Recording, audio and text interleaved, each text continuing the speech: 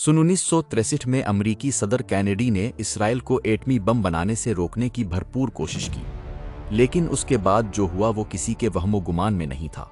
आज हम इन 10 ममालिक की कहानी जानेंगे जिनके पास दुनिया का सबसे खौफनाक हथियार मौजूद है और उन्होंने इसे हासिल करने के लिए कुछ किया। अमरीका सबसे पहला था। 1938 में जर्मन साइंसदानों ने जौहरी शिकाफत दरियाफ्त की। आइंस्टाइन ने सदर रोजवेल्ट को खबरदार किया कि हिटलर इससे इंसानियत को तबाह करने वाला हथियार बना सकता है। इंतहाई खफिया मैनहट्टन मंसूबा शुरू हुआ जिसमें अमेरिका, बरतानिया और कनाडा के साइंसदान शामिल थे। जुलाई 1945 में न्यू मैक्सिको में ट्रिनिटी टेस्ट कामयाब रहा। अगले ही महीने जापान पर 2 बम गिरे और जंग अजीम दोम खत्म हो गई। सोवियत यूनियन ने मैनहट्टन मंसूबे में जासूस दाखिल किए। अमेरिका ने उन्हें डबल एजेंट बनाकर गलत खाके भिजवाए। मशकूक सोवियत ने अपनी अलग तहकीक जारी रखी और 1949 में कजाकिस्तान में पहला बम आजमाया। अमेरिका की तवक्को से कहीं पहले एटमी अजारादारी ख़त्म हुई और सर्द जंग का बाकायदा आगाज़ हो गया। बरतानिया ने कैबक मुआहिदे के तहत अपनी तमाम तहकीक अमेरिका को दी, जिसमें बाहमी रसाई का वाज़े वादा था। जैसे ही अमेरिका ने बम बना लिया, उसने मुआहिदा तोड़कर बरतानिया को मुकम्मल तौर पर अलग कर दिया। ये सीधा धोखा था। बरतानिया ने अकेले काम किया और 1952 में ऑस्ट्रेलिया के करीब मोंटबेलो जज़ायर पर पहला टेस्ट किया। 1956 में फ्रांस इस वक्त जलील हुआ जब मिस्र ने नहर सुवेज पर कब्जा कर लिया। फ्रांस और बरतानिया ने इसराइल के साथ मिलकर मिस्र पर हमला किया, लेकिन सोवियत ने एटमी जवाबी कार्रवाई की धमकी दी और अमेरिका ने इक्तिसादी दबाव डाला। फ्रांस को पीछे हटना पड़ा। इस रिसवाई ने फ्रांस को अपना आज़ाद एटमी प्रोग्राम शुरू करने पर मजबूर किया। अफ्रीकी नवाबादियात से यूरेनियम लेकर 1960 में सहारा में टेस्ट किया और 1968 तक हाइड्रोजन बम भी बना लिया।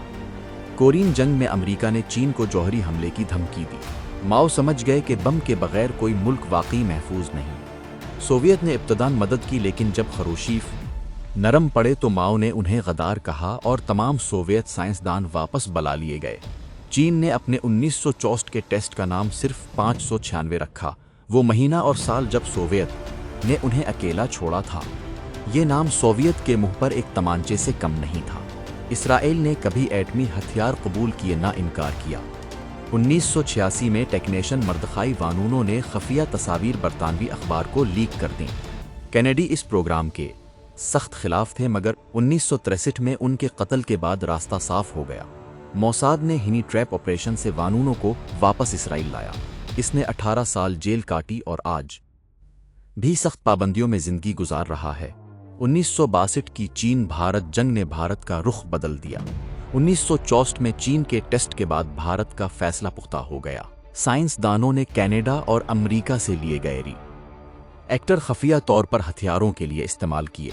1974 में राजस्थान में स्माइलिंग बधा टेस्ट ने दुनिया को चौंका दिया।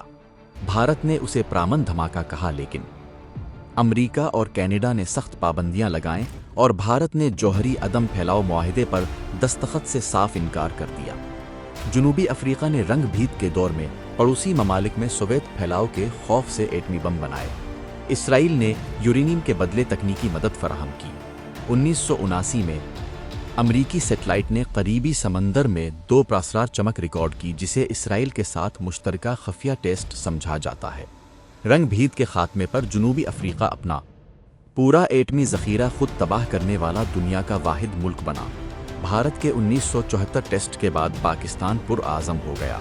डॉक्टर अब्दुल कदीर खान ने हॉलैंड की जौहरी तनसीब से यूरेनियम अफजूदगी के खाके हासिल किए। चीन ने भी मदद की क्योंकि वो भारत के खिलाफ एक मजबूत इत्तेहादी चाहता था।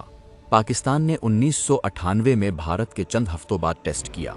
डॉक्टर खान ने टीवी पर एतराफ़ किया कि उन्होंने ये टेक्नोलॉजी शुमाली कोरिया, ईरान और लीबिया को फ़रोख्त की। शुमाली कोरिया ने सोवियत और चीन दोनों की मदद के बगैर खफिया तौर पर यह हथियार बनाया।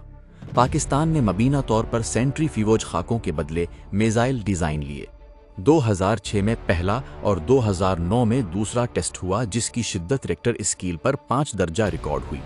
यूं शुमाली कोरिया दुनिया का 10वां और आखिरी एटमी मुल्क बन गया। अब 10 ममालिक के हाथ में दुनिया की तकदीर है और ये दौड़ शायद अभी ख़त्म नहीं हुई।